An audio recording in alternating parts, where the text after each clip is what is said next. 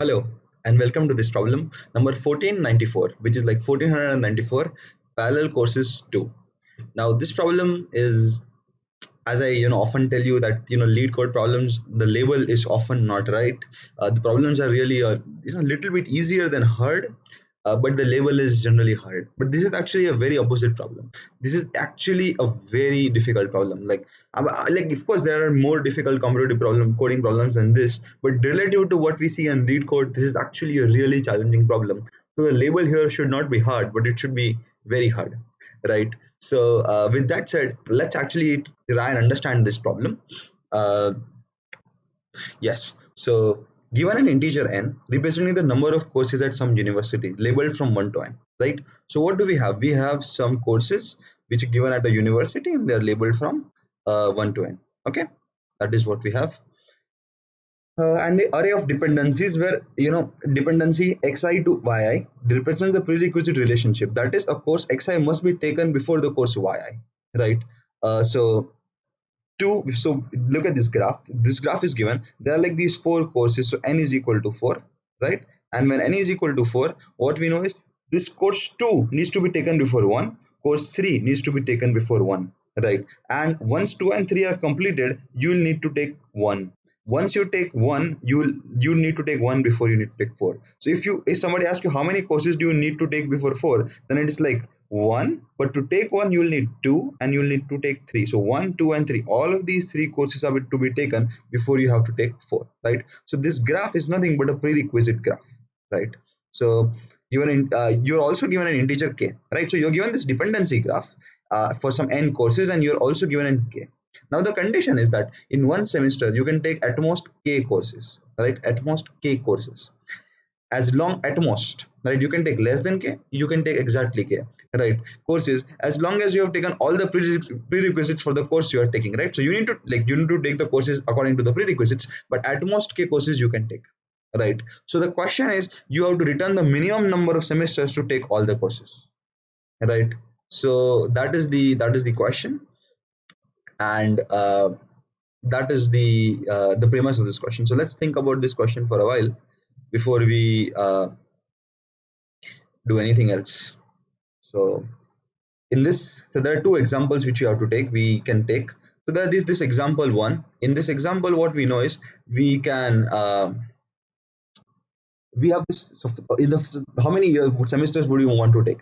So we need, like, first we take first semester we take these two courses, like k is equal to 2, so maximum you can take two courses. So the first semester you take this course, these two courses. Second semester, when you have the second semester, what happens is that you can take these two courses, but you need to know that you cannot take 1 and 4 in the same semester. As to complete 4, you need to have 1 completed. So this one will be completed in semester 2. So remember, you can take at most two courses, so you can take 2 and less than 2, so you took 1. And in the third you have all the prerequisites for 4, so you will take the course 4. So 3. So in all, totally you need 3 semesters to complete these 4 courses, right? So that is the minimum number of semesters required to complete the courses according to this graph. Now one thing you need to realize is that this graph is not a, it's not a general graph. It is something called a directed acyclic graph.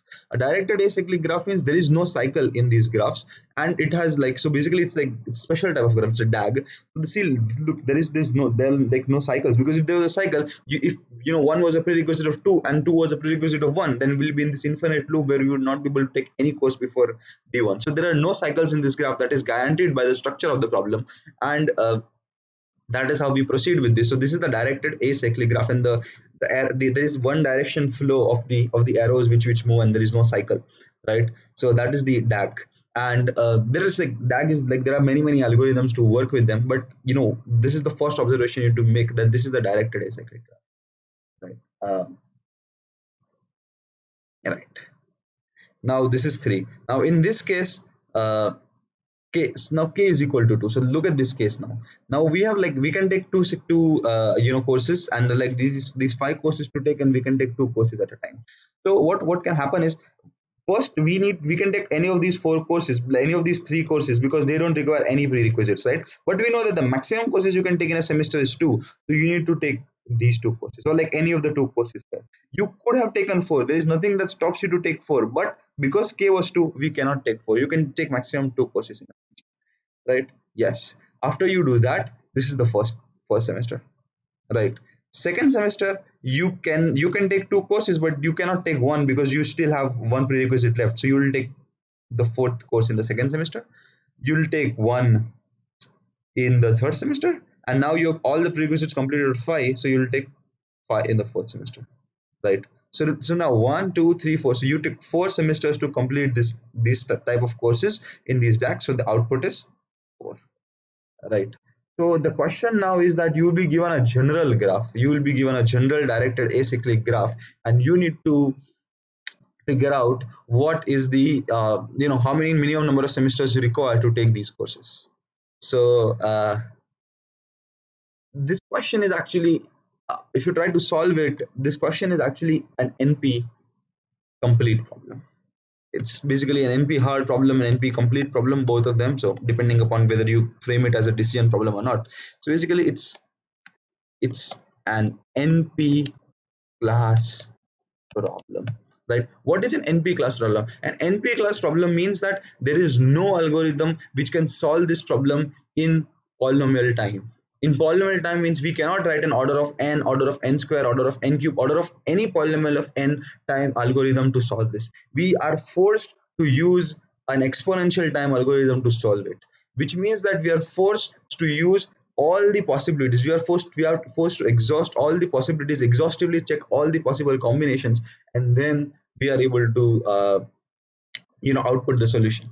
How do you know that this is an NP hard problem? Of course, that is not a trivial thing to know that this is an NP hard problem. There is a very interesting, so this problem is a very standard problem. It is called the DAG scheduling problem, and there is a scientist called Ullman, JD Ullman, who actually showed that this was NP hard like 40 years ago now. But it's like, it's not that apparent that this is NP hard just by the looking, but just by looking at it. It's like when you have, either this problem is NP hard, or you have enough practice done, so you'd be able to figure out that such problems are NP hard. The other big hint is the value of n.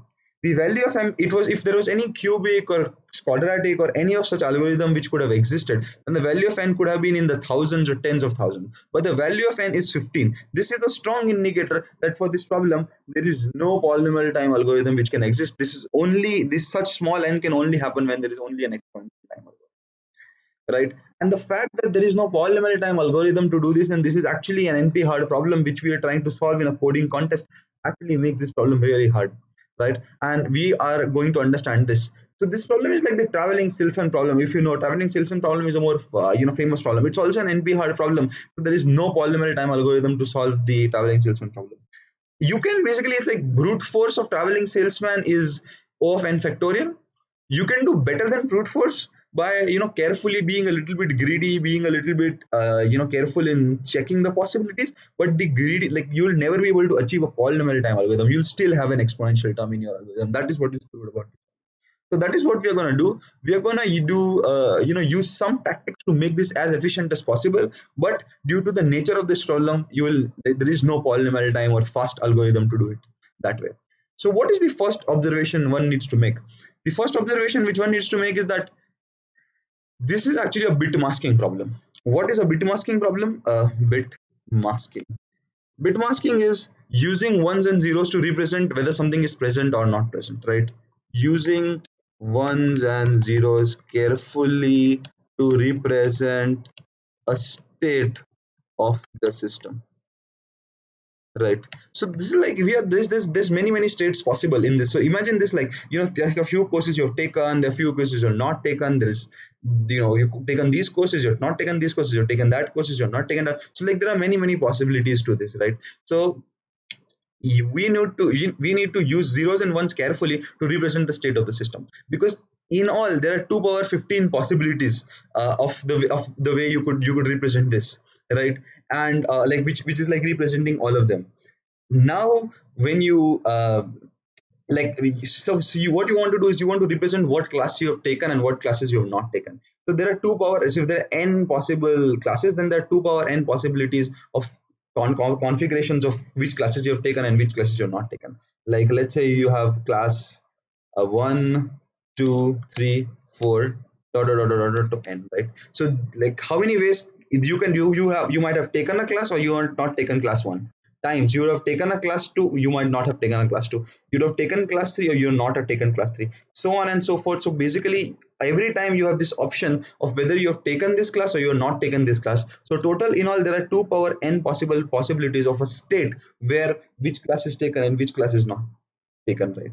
So that is the first thing, that we need to use something like bit masking. We need to use ones and zeros carefully to represent the state of the system. So how will we represent the state of the system? So what we'll use is, we'll use an integer. We will use an integer called mask. It's typically called mask, right? This indi the ith bit of mask is 1, indicates that ith course is taken, right? So for example, let's say we have a mask which looks like this: 0 0 1 0 0 1 1, right? What does this mask indicate? This mask indicates that courses, like the first course, the second course, third is like the first course is taken, the second course is taken, third is not taken, fourth is not taken, fifth is taken, sixth is not taken, seventh is not taken. So this represents that there are 7 courses, right? Which one of them are taken? One is taken, two is taken, three is not taken, four is not taken, five is taken, are taken, and the zeros, like the 3 is a 0, 4 is a 0, 6 is a 0, are not taken.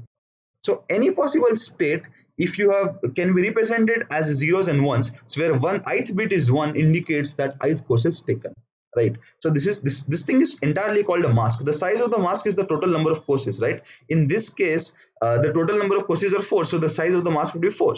In this example, there are 7 courses possible, so that the size of the mask is 7. Whatever bits of the masks are 1, which means that the courses are taken, right? So we'll use this mask to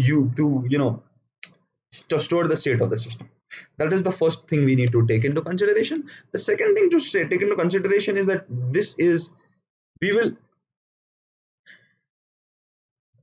at every time t, what we'll need to do is, we every time t we'll have to calculate. So after every configuration, we at any semester position or at any time t, the courses you can take. So at any time t, there are a few possible courses you can take. The courses you can take will be, will have the property that the Indegree of the course is 0, excluding excluding uh, the edges from the courses already taken. Now what is this? So at any semester position, you have to see, at any semester position, let's say we are at this the second semester here, the courses you can take, the in degree of the course is 0. So what is the in degree of, or how do you, what is the in degree of a course? So in degree of a course is nothing but the number of edges which go inside of this course. So the integrity of this node is 2, right? Because there are 2 courses which go inside of it. But any possible combination, you need to make sure that the integrity of them is 0. So first, the only cases you can take when you are at the first semester, the is these two, because there is no in degree. If there was any in degree, you would have to take those courses first before you could take these courses. So there is no in degree here. So these are the 2 courses you need to take first. After that, what happens is that, suppose you're at semester 2, you have to remove the edges which you already taken. So semester 1 you took all of these things, so you now remove these edges, right? So now there are 2 possibilities. You could take 1 and you could take 4, but you cannot take 4 because there is still an in degree. The in degree of 1 is 0 because you have now removed these 2 edges, so you can then take 1. And then once 1 is done, you also remove this in degree, because that's like all the courses that are taken. So the courses which with in degree 0 is 4, so then you can take 4, right? So when you are iterating, you need to remember the courses you can take at any given point of time are the courses with in degree 0, excluding the edges from the courses that are already taken, right? This is a very key, and this is a very important point, right? So this is one thing you need to take care. The last and the final thing which will be crucial in solving this problem would be this observation that at any, yes, so the what we want to do is that at any point in this, the third observation is that at any point in this configuration you can have the number of courses you can take with the Indegree 0, they can be more than k, right? They can be more than k, but what we need to take is we need to they can be more than k, right? More than k options, right? Like in this case, for semester 0 you had more than two possible, options where you can go. In more than k options, what we need to do is we compute the number of days for all submasks of the mask, right? So what is a submask, right? So a submask is nothing but, suppose you have 1 0 1 0 0 1. So the submask of this is zeros where there are zeros, you can just place zeros where there are one, so zeros everywhere else. So what are the submasks of this? So these zeros are like fixed, but in this case you put a zero here, you just have a one here, right? So all the possibilities, so there are subsets of these things. Like for example, this is a submask of this, the first string, that you put a zero here. The second submask of this would be, if you, let's say, you put the zeros where there are zeros, this is a zero, you put a zero here, this is another submask, this is another submask, all zeros is also another submask, right? All zeros is a submask where you put all of them as zeros. There is this also a combination where this we put this zero, so this is a zero. Sometimes there is a combination that the first one is a zero, and so on. And I might have missed one or two, but it all means that you keep zeros where there are zeros, and gradually where there are ones you start putting in zeros. So these are all the submasks of k. So for all, if there are k options, then so this has, like, suppose the k is 2, so these has, like, three possibilities. So when you iterate through the submask, so this submask has just two possibilities, this submask has one possibility, this submask has two possibilities, this submask has two possibilities. So when you're taking submask or something, then you'll be able to fit in k with that. So what we need to do is, for all of them, when we are iterating all of them, we need k, and then we need to take submasks of all of these masks and then put them through the function, right? So this is the overlapping sub problem.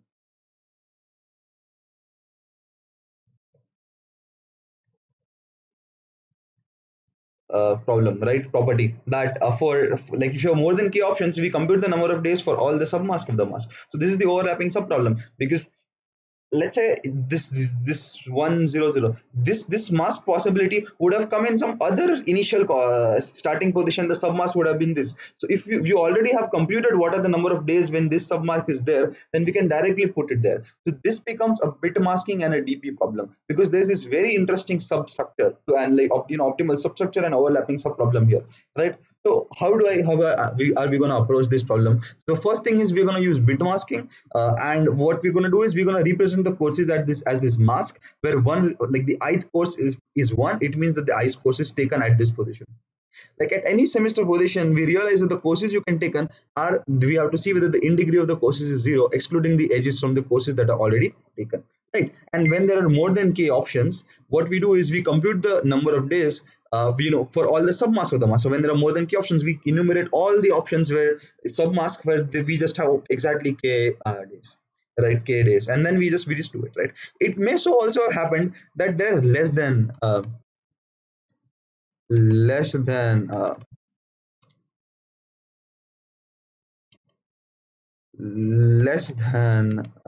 k options available. If there are less than k available, then this is a greedy. We greedily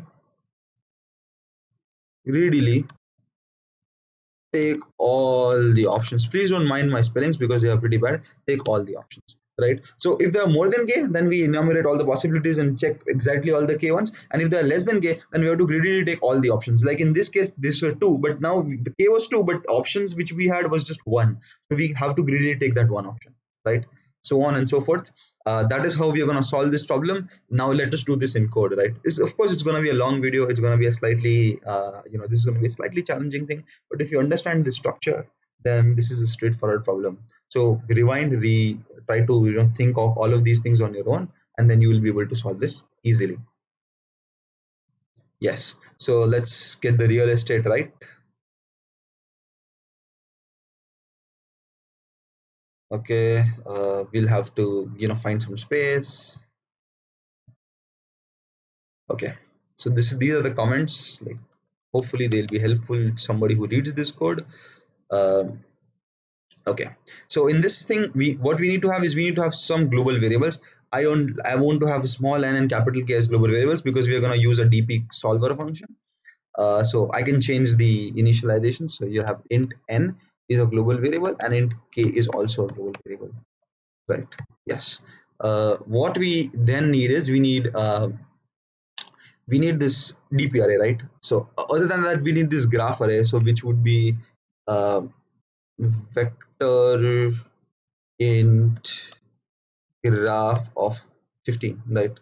So to represent the graph, to represent the DAG, we have dependency, but if you want to represent it the way we want to represent it, so there are the n is like the maximum is 15, right? And then we need a DP array, DP vector int DP, right? So this is all what we need from the beginning. Um let's have all of this a little bit down. This is the explanation. I generally have it on the top, but for this problem we have it in the bottom, so that we're able to write more readable code. So minimum number of semesters. Okay, so first of all we assign these two global variables. K is equal to k, right? These come from the function. Then what we need to do is we need to have a dp. What is the size of the dp? The size of the dp is the number of masks. The number of masks is like 2 to the power n, right? So dp dot assign uh, 2 to the power n. We assign dp of size 2 to the power n to -1, right? So generally we initialize recursive dps as -1, so that there is no confusion, so that you can do memtization. You can return, if the value of that function is not -1, then you can return something is pre-stored, and if the value is -1, then we know that we have to compute it here, right? This is dp dot assign.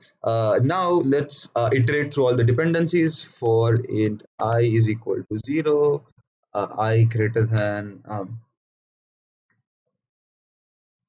dependencies dot size I plus plus.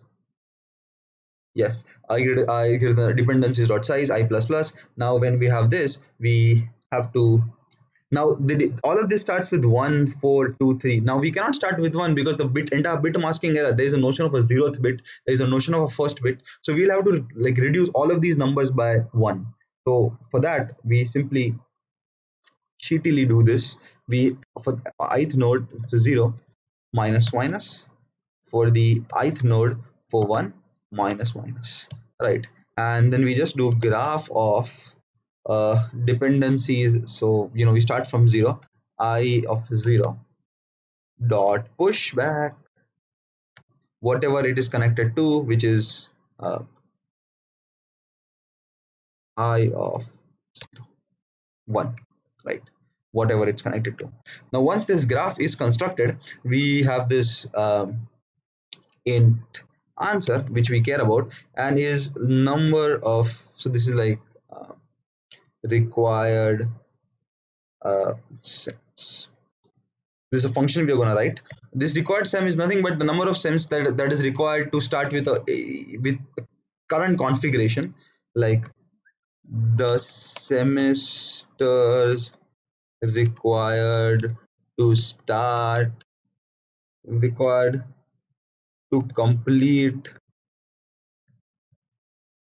the courses given the current state or mask, right? So currently we have no courses set up, so it will be 0 0 0 0 0. So all the zeros, like from 0 0, number of semesters is required to do 0 0 0 is required sum. So we start from 0 0 to end when all the courses are completed. What are the number of sems required? That is what we want, and that is what we want to return. Now we need to write this function for any mask, right? For any mask we need to write this function rec sems. for any mask. So this is like the a mask which initially with everything is zero, but for any mask, how is this gonna work? So first of all, if we know that all of them are one, so if we know that all ones, which means that the number of the masks look like 1 1 1 1 1 or 1 1 or 1 1 1 1 1, so on and so forth, which means that it's the power of 2 minus 1, then it means that we have completed all the courses which we are supposed to complete, right? So if mask equal to power of like 1 to the like to the power of 1 minus 1, then we know that we don't require any more semesters, we are done, we don't require any more semesters from here, right? Also, if this array dp of mask which we're gonna store is not equal to minus 1, right? So it's this is memtization. If it is not, so if it is minus 1, we're gonna compute it, but if it's not equal to minus 1, then what we do is we just do dp of mask, right? So this is memtization. If you know like Fibonacci numbers, I don't know the spelling of this, but if you know Fibonacci numbers, we used to do something similar. If you do Fibonacci with memtization, right? So this is just memtization. We are going to store in this dp as and when we compute for all the masks, right? Now there is this interesting part of actually computing this all of these edges, and any semester possibilation computing the Indegree vector. So let's compute the Indegree of, right? So let's have vector int indeg. This indeg takes in so this is like ith number of prerequisites for ith course. So what is the index of I? Index of I represents this the number of prerequisites for ith course, excluding the ones already taken. Right. Number of prerequisites for ith course excluding the ones already taken. Right. So yes. So dp of mass, this is memtization, vector int, this is all done, excluding the ones already taken. So this is vector, this is in degree of 0. Now how do we compute that? It's pretty simple. We iterate through all the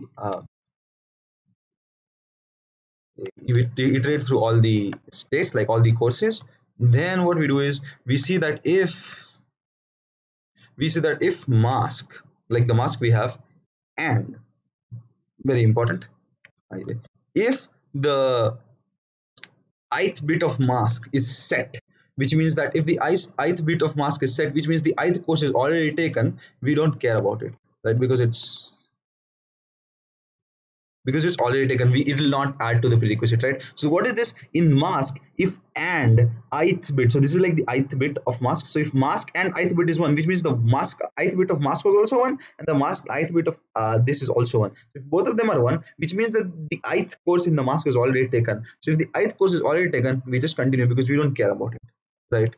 Else, if this is not the case, right, if this thing is not taken, then we do what we have to do, and that is that we do for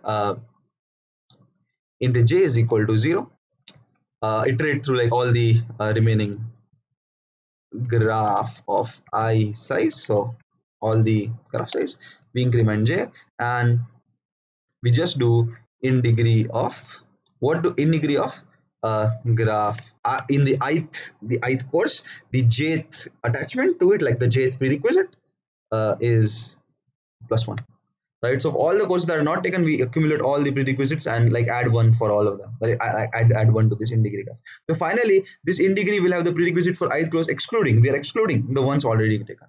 Right? That is what we're doing. Right. So now we have this Indegree. Now somehow we also need to have a int avail, right? Int avail. So this is like avail mask, or we have like avail a mask, or like avail mask. So this is 0. So this is the mask of courses that are available. we know that this the number of ones in this avail. So this is like actually masking the courses which are available to take in this semester, right? So in this semester, this is like, so currently we don't know that any we start with that 000, like we have no courses are available to take for this semester. We'll iterate through, we'll use this information, we'll use this in degree information to actually pinpoint. This is like how many of these prerequisites are needed. Now we'll have to actually mark which courses are which courses are we going to take for this semester, right? So we start with 0. Okay, there is this semicolon which is missing. We start with 0. Now what we do is we have to now then iterate through all the courses.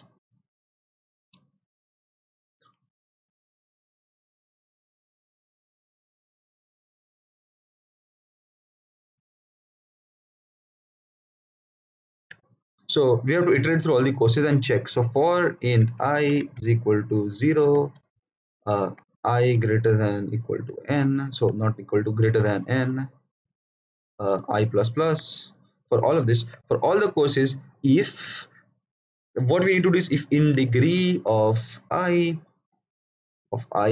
is equal to 0. So if in degree is 0 and the course is not taken, so mask, how do you check whether the course is not taken? If the ith bit of it is not set.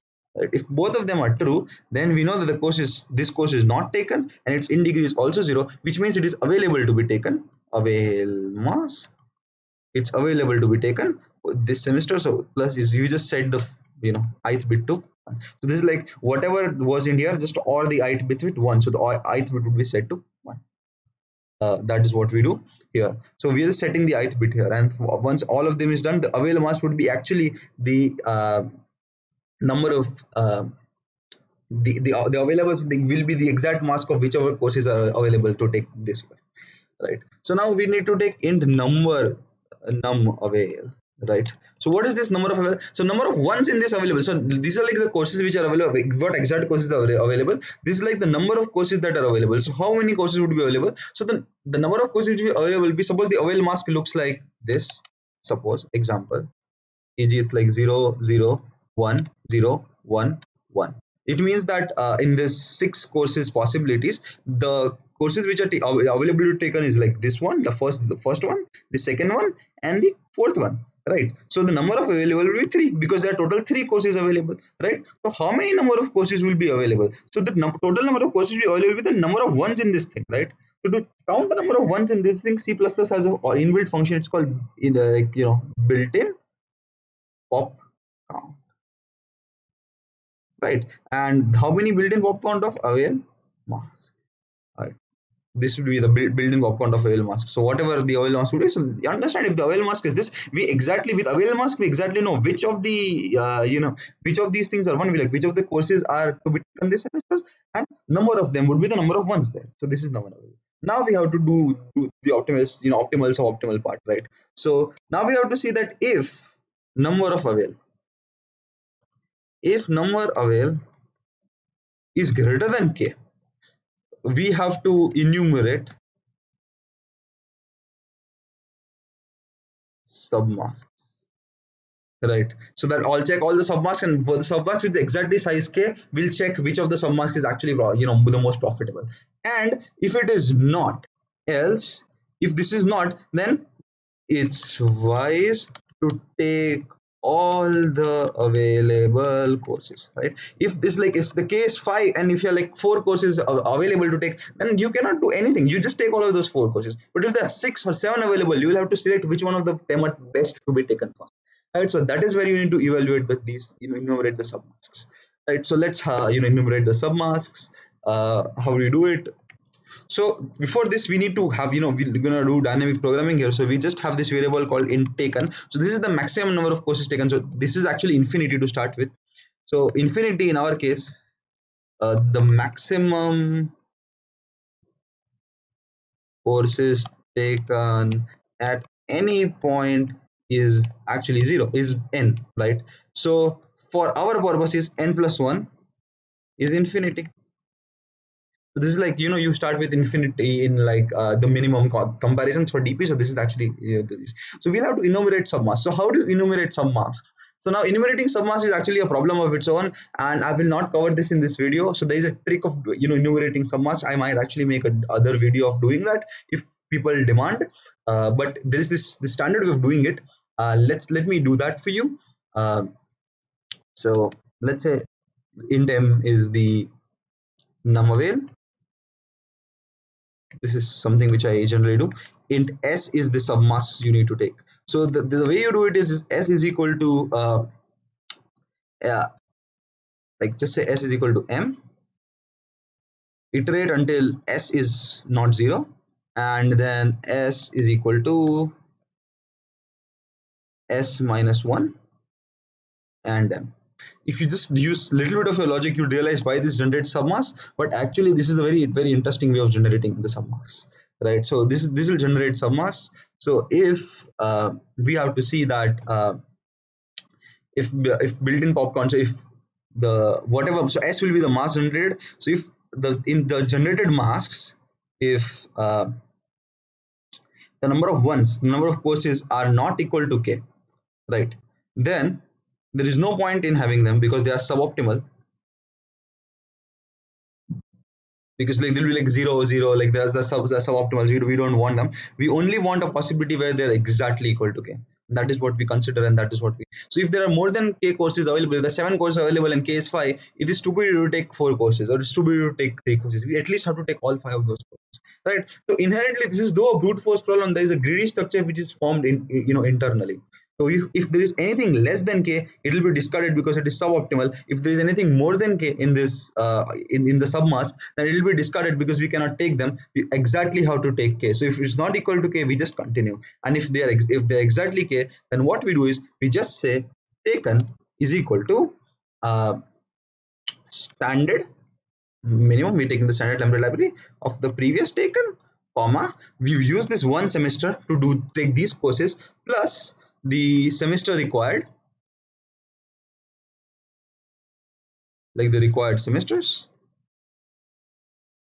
plus the semester required for taking these courses, for taking these the so this is like taken is the previous taken, like the taken we have, and the minimum of 1 plus required sems masks of, like, so basically this is like the submask of taking the submask number of courses. So taking all the masks, this is like the courses which are already taken, we just OR them with the submask. So the more courses we have to take this year, so this semester, and we add this semester because we are using this semester. So 1 plus the number of courses you are required to take all the courses that are previous to this thing is this thing, and then the taken. So this is taken.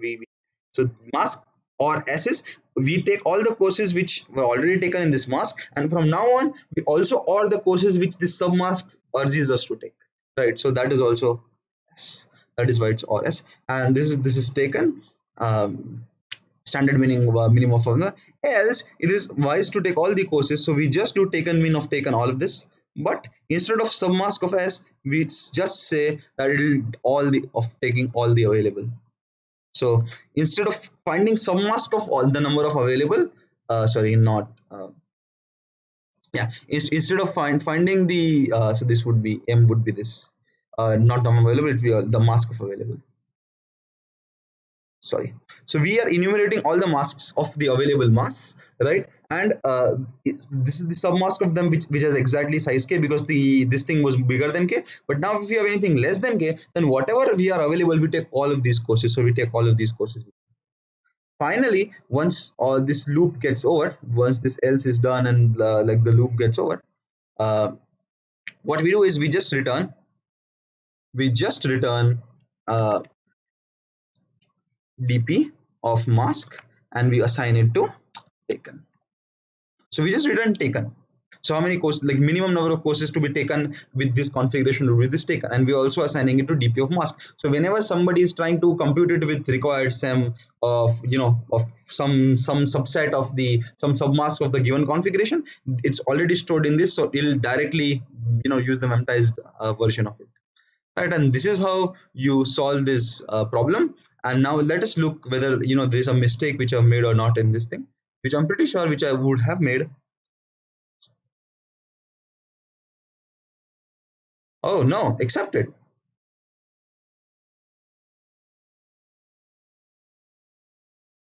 accepted, right? It's faster, it's 92%, 92.75% faster, and it's pretty much amazing. This is accepted. So this was a rather slightly bit of challenging problem to take. It had everything you would ask for. It had bit masking, it had recursion, it had DP, it had graph theory, it had topological sort, it had all of these components, and we put them all in one, and then we got the answer which we wanted to get. Right now, the real interesting part is the time complexity of this. So that is the real key part of looking at this thing. So how do you compute the time complexity of the solution? So the time complexity of the solution is nothing but the city of the solution is basically nothing but what we did is we took uh, it's actually more than one power, it's more than 2 to the power n. That is pretty apparent because these are like the number of masks are 2 to the power n, and in all of those 2 to the power n masks we actually computed the sub, we also took the sub mask of them. So the time complexity is like the number of sub masks of all the masks of size n.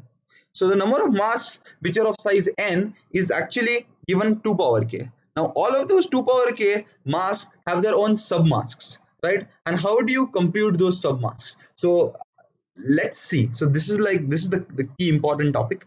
So let's say so there are like for for any size k which we care about.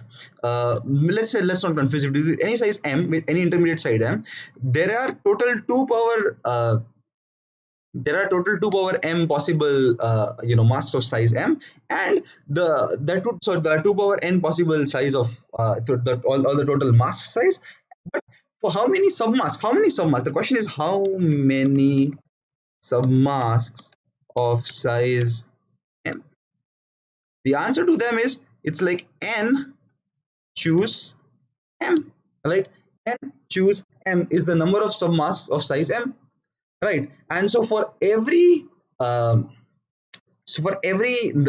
basically for size m there was like 2 power m total submass, total mask, and all of those masks had an n choose m submasks, right? So this is for any possible combination of m. Now m can range from 0 to n, right? So there can be, basically we look at such strings of with ones, with 0 ones, with 1 ones, 2 ones, 3 ones, 4 ones, 5 ones, to all n ones. In all of those combinations, the number of submasks, we have to enumerate all the submasks. So if I look at the computation, let's switch this to the blackboard. So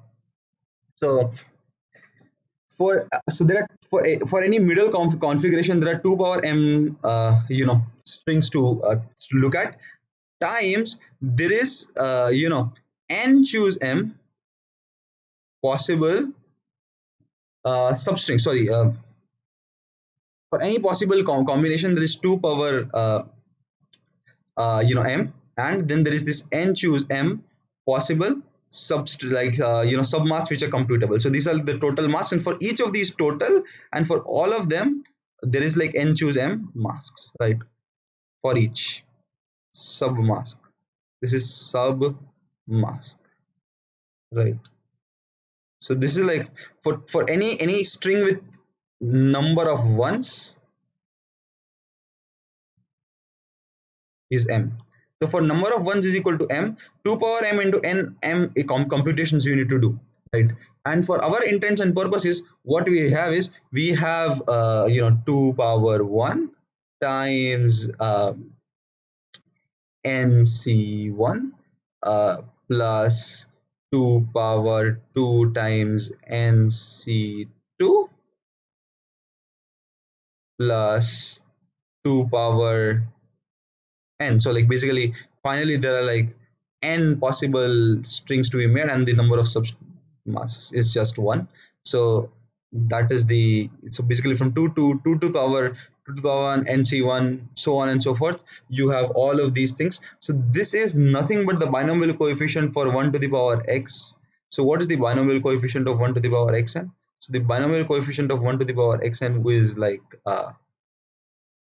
you know, nc1 uh, x x to the power 0, so nc0 x to the power 0, nc1 x to the power 1, so on and so forth. So you gradually realize that this is nothing but 1 where x is equal to 2. So this is nothing but 1 plus 2 power n, which is 3 to the power n. So the complexity of this algorithm is nothing but big O of 3 to the power n. Right? How did we do it? We took it for all these strings. For any intermediate string, it's 2 to the power k n c k. Like the number of total substrings to be evaluated, and then like the number of total substrings, and then the number of masks to be evaluated, and then what if there are 0 ones, the 1 1 2 ones, 3 ones, 2, all the n are 1, all the possibilities we just add, and when we add we get the binomial coefficient of this. The complexity of this is O of n at 3 of n 3 to the power n, right? So this is the complexity of this. So this is a beautiful problem. Complexity of this is big O of 3 to the power. Thank you. And this was the problem. So it's a slightly difficult problem, but it taught us so many interesting things. So thank you so much.